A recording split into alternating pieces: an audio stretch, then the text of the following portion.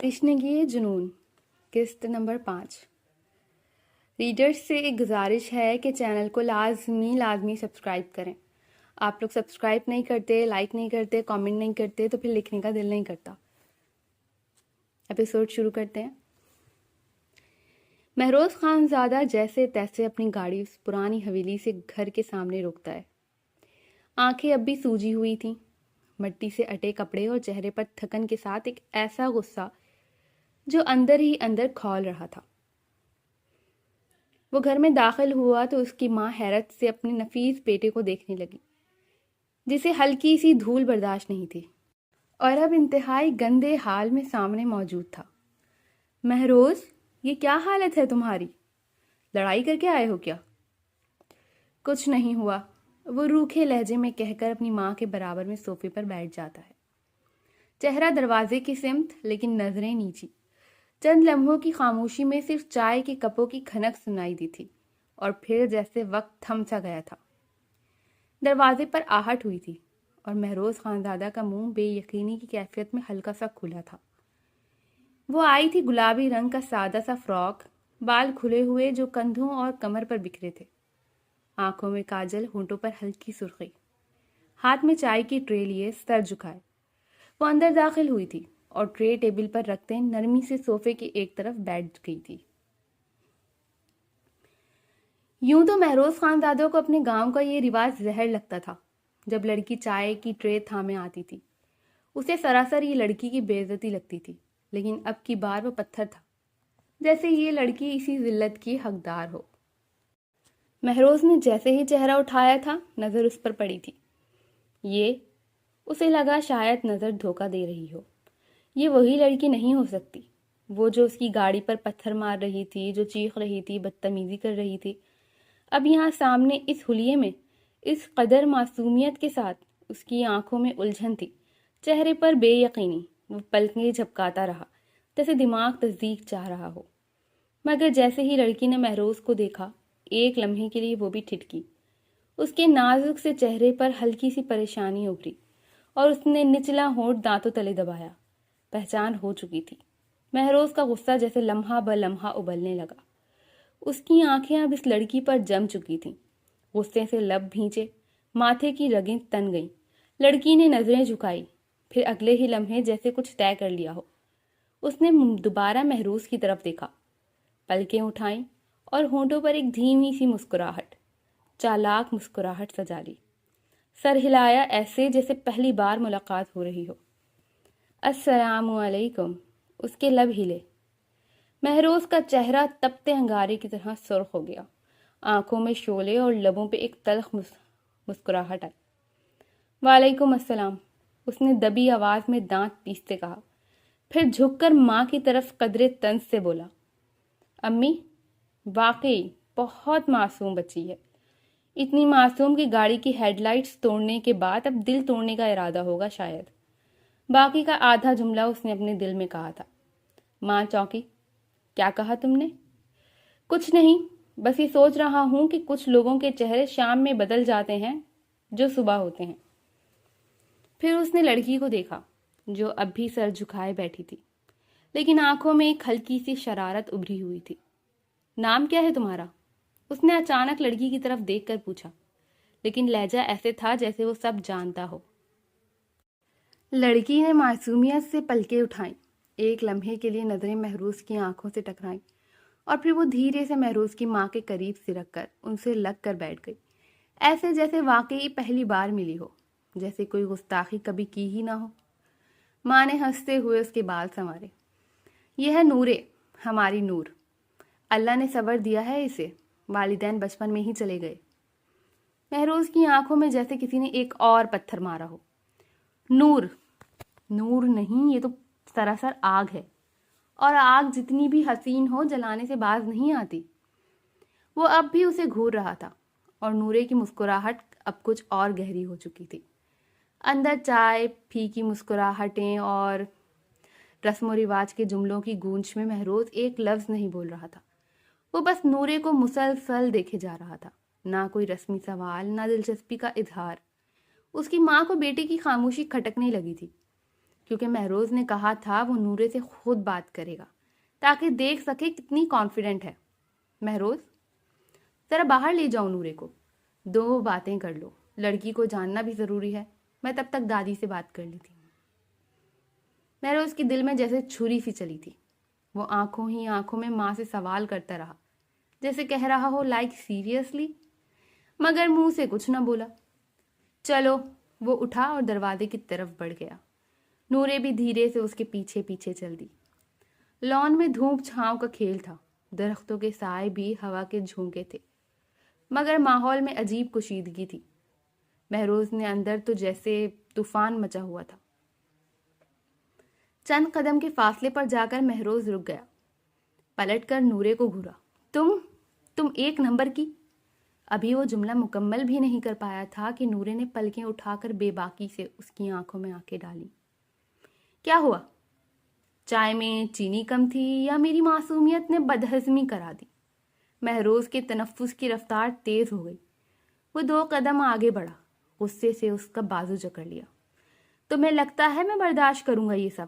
تمہاری وہ بدتمیزی، وہ پتھر، وہ بکواس، اور اب یہاں آ کر معصوم بننے کی اداکاری۔ نورے نے غصے سے اس کی گرفت سے بازو چھڑایا اور اسے زور سے پیچھے دھکا دیا۔ ہاتھ مت لگانا خانزادے، تمہیں تمہاری اوقات سے زیادہ عزت مل چکی ہے۔ مہروز کی آنکھوں میں آگ بھڑک اٹھی۔ وہ ایک لمحے کو لپکا، جیسے ابھی اسے اٹھا کر زمین پر دے مارے۔ خدا کی قسم، بس میرا ضمیر آڑے آ رہا ہے، ورنہ تمہیں وہ سبق سکھاتا کہ تمہاری ساری چالاکی زمین چاٹ لیتی۔ نورے آگے بڑھی، آنکھوں میں وہی شوخی، چہرے پر گہری سنجیدگی۔ سبق سکھانے کا شوق ہے نا تمہیں، تو کان کھول کر سنو۔ ابھی تو تم نے ٹریلر دیکھا ہے، اگر اندر جا کے شادی کے لیے انکار نہ کیا تو پوری فلم چلا دوں گی، وہ بھی انٹرول کے بغیر۔ مہروز سن کر جیسے ایک لمحے کو رکا، پھر دانت پیس کر بولا، تم کیا سمجھتی ہو میں تم سے ڈر جاؤں گا؟ نہیں، تم تو صرف غصہ کر سکتے ہو، بس اتنا ہی زور ہے تمہارا۔ وہ چیلنج کر رہی تھی۔ وہ 2 قدم آگے بڑھی، اب دونوں آمنے سامنے تھے۔ اندر جاؤ، شرافت سے انکار کرو، کہو ماں مجھے لڑکی پسند نہیں آئی، بات ختم۔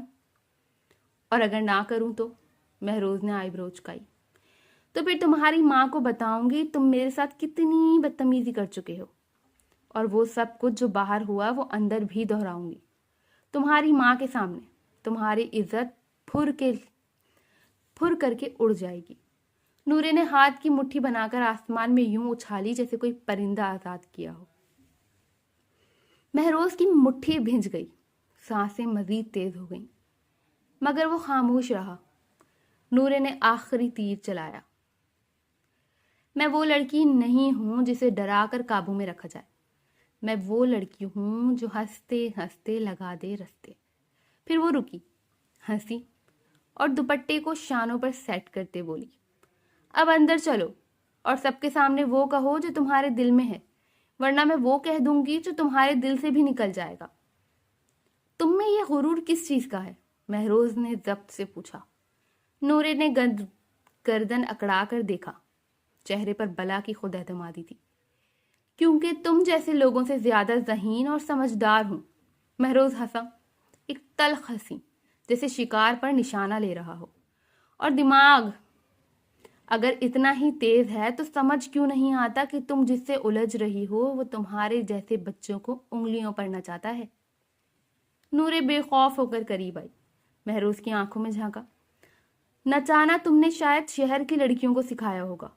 گاؤں کی لڑکیاں مٹی سے بنی ضرور ہوتی ہیں، مگر اس مٹی میں آگ بھی چھپی ہوتی ہے جس میں غرور خاک ہو جاتا ہے۔ مہروز کا صبر جواب دے گیا۔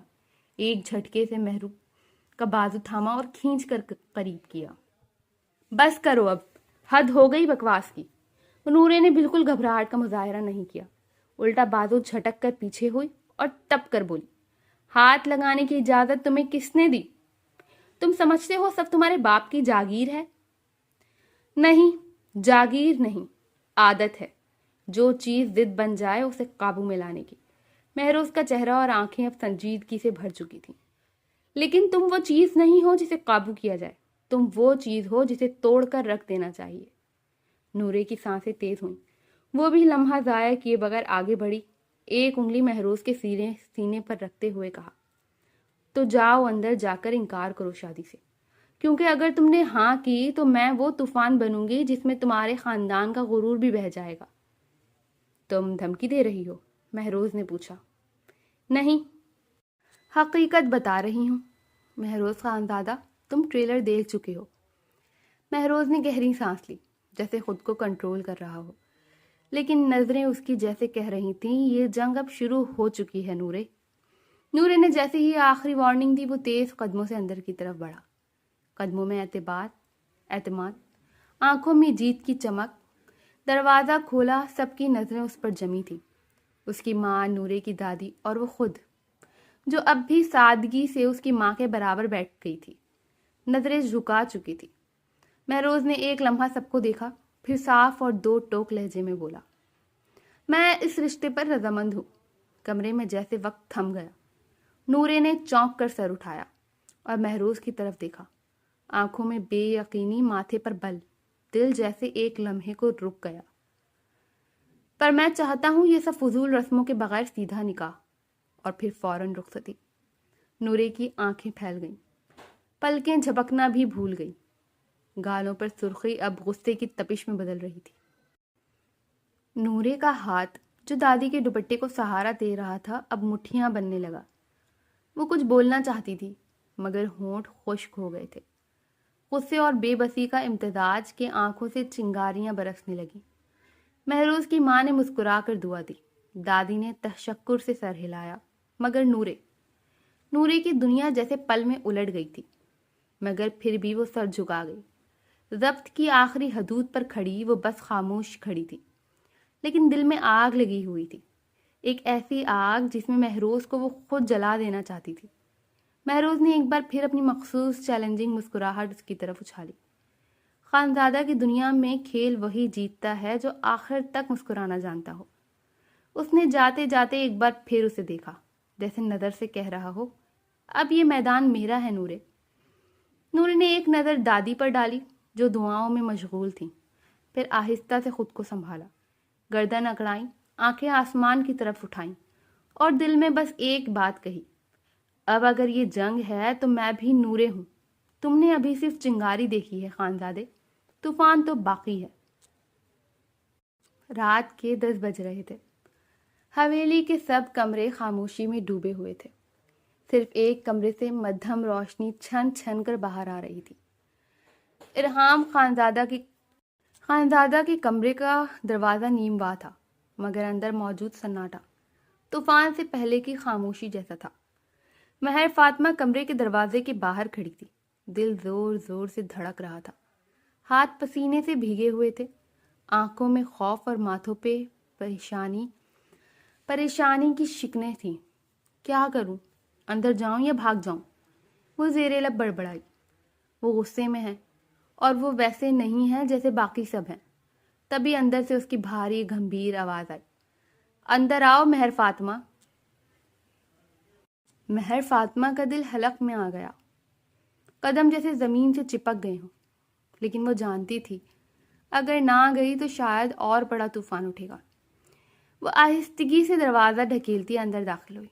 ارحام صوفے پر بیٹھا, بازو سینے پر باندھے, نظریں اس پر جمائے ہوئے تھا. چہرہ سپاٹ تھا, مگر آنکھوں میں وہی آتش فشاں چھپا تھا. کمرے میں مکمل خاموشی چھا گئی. صرف گھڑی کی ٹک ٹک سنائی دیتی تھی. تمہیں پتا ہے تم نے کیا کیا ہے؟ اس کی آواز میں سرد مہری تھی. مہر فاطمہ نے نظریں جھکا لی, ہونٹوں پر دانت جما لیے. کافی میں ایلو ویرا ڈالنا. 2 دن تک مجھے لگا میں بیمار ہوں.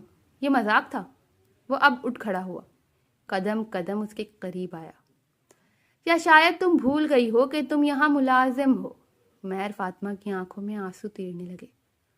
اس نے لب کھولے, مگر آواز نہ نکل سکی. آخر کار وہ بمشکل بولی, میں نے بس غصے میں, آپ نے مجھے ڈانٹا تھا جیسے میں. وہ طنزیہ مسکرایا.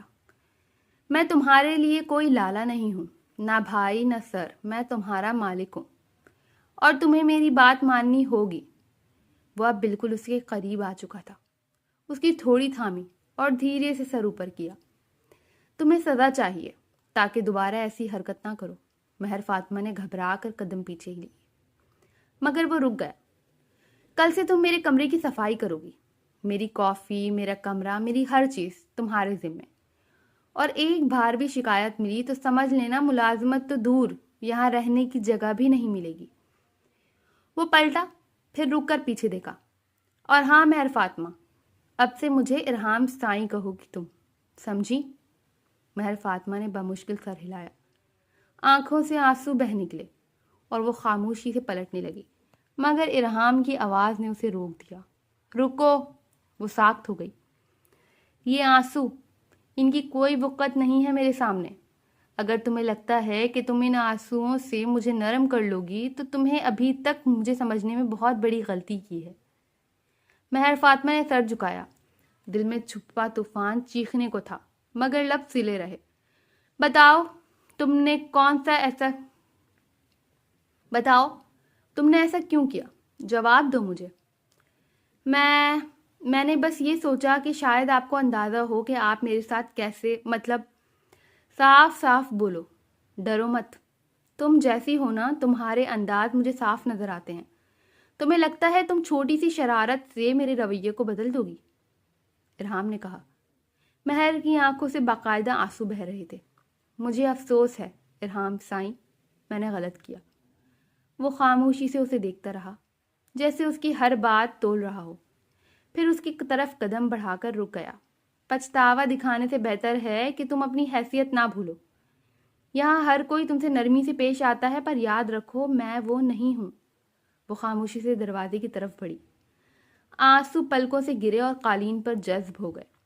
دروازہ کھلنے سے پہلے ایک بار پیچھے مڑ کر دیکھا، شاید وہ کچھ کہے، کچھ بدلے، مگر وہ وہیں کھڑا سرد نگاہوں سے اسے گھور رہا تھا۔ دروازہ بند ہوا اور ارحام کی مٹھی سختی سے بند ہو گئی۔ یہ لڑکی میرے ہوش اڑانے لگی ہے، وہ آہستہ سے خود سے بولا، پھر دانت بھینچ لیے۔ لیکن اسے یہ کبھی پتہ نہیں چلنے دوں گا۔ کمرے میں خاموشی چھا گئی، لیکن دونوں کے اندر ایک طوفان جنم لے چکا تھا۔ صبح کے 8 بجے تھے۔ حویلی میں دھیمی سی چہل پہل شروع ہو چکی تھی، مگر مہر فاطمہ کا دل اب بھی رات کی سناٹوں میں قید تھا۔ وہ ڈری سہمی کانپتے ہاتھوں سے پانی کا جگ اور ٹرے میں چائے لے کر ارحام خانزادہ کے کمرے کے دروازے تک پہنچی۔ دروازہ بند تھا۔ بس اندر جا کے کام ختم کر کے جلدی سے نکل آنا ہے۔ بات نہیں کرنی، نظریں نہیں ملانی، بس صفائی کرنی ہے۔ وہ خود کو سمجھا رہی تھی، جیسے دل کو قابو میں لانے کی ناکام کوشش کر رہی ہو۔ ہاتھ بڑھا کر دروازے پر دستک دی۔ ارحام سائیں، آواز اتنی ہلکی تھی کہ شاید دروازے نے ہی سنی ہو۔ اندر آ جاؤ۔ وہی گہری بے رحم تھی آواز، وہی روب، وہی دبدبا۔ مہر فاطمہ نے آہستہ سے دروازہ کھولا۔ ارحام صوفے پر بیٹھا لیپ ٹاپ یوز کر رہا تھا۔ سرخ چیک شرٹ کے ساتھ سیاہ پاجامہ پہنے وہ عام سے حلیے میں بھی عالی شان لگ رہا تھا۔ صبح کے 8 بجے تھے۔ حویلی میں دھیمی دھیمی چہل پہل شروع ہو چکی تھی، مگر مہر فاطمہ کا دل اب بھی رات کی سناٹوں کی قید میں تھا۔ وہ ڈری سہمی کانپتے ہاتھوں سے پانی کا جگ اور ٹرے میں چائے لے کر ارحام خاندادہ کے کمرے کے دروازے تک پہنچی۔ دروازہ بند تھا۔ بس اندر جا کے کام ختم کر کے جلدی نکل آنا ہے۔ بات نہیں کرنی، نظریں نہیں ملانی، بس صفائی کرنی ہے۔ وہ خود کو سمجھا رہی تھی۔ مہر فاطمہ کی نظریں جھکی ہوئی تھی۔ ارحام نے لیپ ٹاپ کو سائیڈ میں کیا، ایک نظر اس پر ڈالی۔ وہ آج بھی ویسی ہی تھی، ہلکی نیلی چادر میں، بال پشت پر باندھے، نظریں زمین سے چپکی ہوئی، مگر کچھ تھا آج اس کی حرکات میں، ایک نرمی، ایک کشمکش۔ اب چپ ہی رہو گی یا معافی مانگنے کا کوئی نیا انداز ہے؟ اس نے طنزیہ انداز میں کہا۔ مہر فاطمہ نے سر اٹھایا، ہونٹ بھینچے، پھر آہستہ سے بولی، کل رات معافی مانگ لی تھی میں نے۔ ہاں لیکن دل سے نہیں، ارحام نے کہا۔ وہ اٹھ کر اس کے قریب آیا۔ تمہارے انداز میں آج بھی وہی شرارت باقی ہے، لگتا ہے سزا کافی نہیں تھی۔ مہر فاطمہ نے ہمت کر کے نظریں اٹھائیں، آنکھوں میں خفگی سی تھی۔ سزا دے دی، اب کیا چاہتے ہیں کہ زنجیر سے باندھ کر رکھیں گے؟ ارحام کی آنکھوں میں چمک سی آئی۔ خیال تو برا نہیں ہے، कम से कम भागने का इरादा नहीं होगा। मैं भाग नहीं रही, बस काम कर रही हूँ। वो झंझला गई और गुस्से में मेज़ पर रखी चाय को ज़रा सख्ती से उसकी तरफ तिरकाया। और ये लीजिए चाय, बगैर एलोवेरा के। आवाज़ में चुभता हुआ तंज था। इरहाम ने एक कदम आगे बढ़ाया, चाय का कप उठाया और उसी के बिल्कुल करीब आकर बोला, अच्छा, तुम्हें लगता है तुम बहुत बहादुर हो? नहीं, लेकिन कम से कम इतनी कमज़ोर भी नहीं कि हर बात पर डर कर भाग जाऊं। उसकी आवाज़ कांप रही थी, मगर लहजा मजबूत था। इरहाम ने चाय का पहला घूंट लिया, फिर आंखों में आंखें डालकर बोला, जायका ठीक है, लेकिन तुम्हारे लहजे में फिर कड़वाहट है। वो खामोश रही, लेकिन दिल की धड़कन तेज हो गई थी। वो पीछे हटने लगी तो इरहाम ने आहिस्ता से उसकी कलाई थाम ली। अभी सफाई पूरी नहीं हुई। मेरे कमरे में आधा काम नाकाबिले बर्दाश्त है। यह आपका हुक्म है या ज़बरदस्ती? महर फातिमा ने पूछा। पलकें लरज़ रही थी। फ़र्क, वो करीब झुक कर बोला, तुम्हें तो दोनों सहने की आदत डालनी पड़ेगी महर फातिमा। महर की आंखों में नमी तैर गई, लेकिन वो पलकें झपक कर जज़्ब कर गई। वो इरहाम की बात का मफहूम नहीं समझी थी। जो करना है करें, पर बार बार मुझे कमतर दिखा के आप खुद कुछ नहीं जीतेंगे इरहाम साईं। इरहाम चंद लम्हे खामोश रहा, फिर आहिस्ता से कलाई छोड़ दी। जीतने का शौक तब होता है जब कोई टक्कर का मुकाबिल हो। उसका लहजा संजीदा हो चुका था। आंखें नरम हुई, मगर जुबान वैसी ही कटीली रही। महर फातिमा पलट कर सफाई करने लगी, लेकिन उसके हाथ कपकपा रहे थे। कुछ देर बाद वो सफाई मुकम्मल करके बोली, इजाज़त है? इरहाम ने उसे एक नज़र देखा, गहरी छुपी हुई सी नज़र, और सिर्फ इतना कहा, कल वक्त पर आना। और हाँ, कप में ज़रा कम चीनी, ज़्यादा मीठी चीज़ें मुझे बर्दाश्त नहीं होती। महर फातिमा ने पलट कर दरवाजे की तरफ कदम बढ़ाए। शायद इसलिए आप खुद भी किसी को मीठे लहजे में जवाब नहीं देते। वो बड़बड़ाई, इतनी आहिस्ता कि वो सुन ले, मगर इनकार ना कर सके। इरहाम के होठों पर एक पल को हल्की सी मुस्कुराहट उभरी, मगर वो फौरन छुपा लिया। बाहर जाओ, इससे पहले कि मैं तुम्हें दोबारा से सजा दूं। महर फातिमा तेजी से दरवाज़ा खोलकर निकल गई। दरवाज़ा बंद हुआ और इरहाम एक बार फिर सोफे पर गिरा, कप थामे। ये लड़की मेरे सब्र की आखिरी हद आजमा रही है, और मैं हद से आगे जा रहा हूँ। इरहाम ने गहरी सांस ली और आंखें बंद कर लीं। रात के अंधेरे में शहर के नवा में वाक़े एके के खुफिया अड्डा एक किले की मानंद दिखाई देता था। चारों तरफ सिक्योरिटी कैमरे और जदीद असले से लेस मुहाफिज। वो एक खामोश गोशा था, जहां दुनिया के शोर से दूर सिर्फ जंग की आवाज़ें सुनाई देती थी। हसाम को एक बड़े कमरे में लाया गया।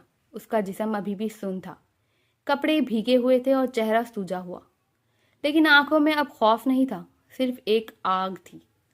एके कमरे के कोने में खड़ा खिड़की से बाहर अंधेरे को देख रहा था। जब हसाम को सोफे पर बिठाया गया तो वो आहिस्तगी से मुड़ा। उसके चेहरे पर सख्ती और थकन का इम्तिजाज था। इसीलिए कहता था तुमसे हसाम, उसकी आवाज़ धीमी लेकिन गूंजदार थी, कि मुझसे दोस्ती मत रखो। मेरी दुनिया में जो आता है वो या मर जाता है या मारने वाला बन जाता है। तुम्हें भी मेरे जैसा होना पड़ेगा अगर मेरे साथ रहना चाहते हो। हसाम ने गहरी सांस ली और सर उठाकर एके की आंखों में आंखें डाली। मैं कभी तुम्हारी दुनिया का हिस्सा नहीं बनना चाहता था। मुझे तुम्हारे रास्ते से खौफ आता था, लेकिन अब। वो लम्हा भर रुका, लब भींचे, फिर बोल उठा, अब मुझे तुमसे भी ज्यादा खतरनाक बनना है, क्योंकि जो तकलीफ मैंने देखी है मैं किसी और को वो नहीं देखने दूंगा। एक की नजरें उसके चेहरे पर जमी रहीं। कुछ लम्हे के सकूत के बाद हसाम ने नजरें झुकाई और आहिस्ता से कहा, पर इससे पहले मुझे पाकिस्तान जाना है। माही को मेरी ज़रूरत है, वो वहाँ अकेली है। एक ने एक लम्हा खामोशी से उसे देखा, फिर आहिस्तगी से कदम बढ़ाए। हसाम के करीब आकर उसके कंधे पर हाथ रखा और फिर उसे ज़ोर से गले लगा लिया। हसाम का ज़ब्त अब जवाब दे चुका था। वो उसकी छाती से लगकर फूट फूट कर रोने लगा। माही, एके मेरी माही, मैंने उसे बचाने का वादा किया था, और वो वहाँ अकेली उन दरिंदों के रहमो करम पर। एके ने उसकी पीठ थपथपाई। एक भाई की तरह, एक जंगजू की तरह, जो अपने साथी को टूटने नहीं देता। वो अकेली नहीं है हसाम, अब नहीं। हसाम ने सर उठाया। आंखें आंसुओं से भीगी हुई थी, लेकिन उनमें एक जुनून झलक रहा था। मुझे तुमसे भी ज्यादा खतरनाक बनना है एके। तुम सिर्फ जान लेते हो, मैं उनकी रूहें रोंद डालूंगा। मैं उनकी चीखों को हमेशा के लिए बंद कर दूंगा। एके की आंखें तंग हो गईं। उसने सर अज़बात में हिलाया और एक लम्हे बाद सख्त लहजे में बोला, तो फिर सुनो, मैं भी तुम्हारे साथ पाकिस्तान जा रहा हूँ। कुछ ज़रूरी हिसाब वहाँ भी चुकाने हैं, पर याद रखो ये सफ़र तुम्हें तोड़ देगा हसाम। मैं पहले ही टूट चुका हूँ एके, अब सिर्फ जुड़ने का वक्त है। जुड़ने के लिए पहले बिखरना पड़ता है, और तुम बिखर चुके हो। अब तुम वो बनोगे जो तुम्हें बनना है, एक जंगजू, एक साया, एक इंतकाम। एके ने कहा। एक जुनून, हसाम ने आंखें बंद करके कहा, जैसे अपने अंदर के हर एहसास को दफन कर रहा हो। एके ने उसे एक बार फिर थपथपाया। तैयारी करो, पाकिस्तान में जंग सिर्फ तुम्हारी नहीं होगी, ये हमारी जंग होगी, और जंग जीतने के लिए रहम दिल नहीं, पत्थर दिल बनना पड़ता है। जारी है। उम्मीद करते हैं आपको आज की किस्त बहुत पसंद आई होगी। तो please like, share and subscribe.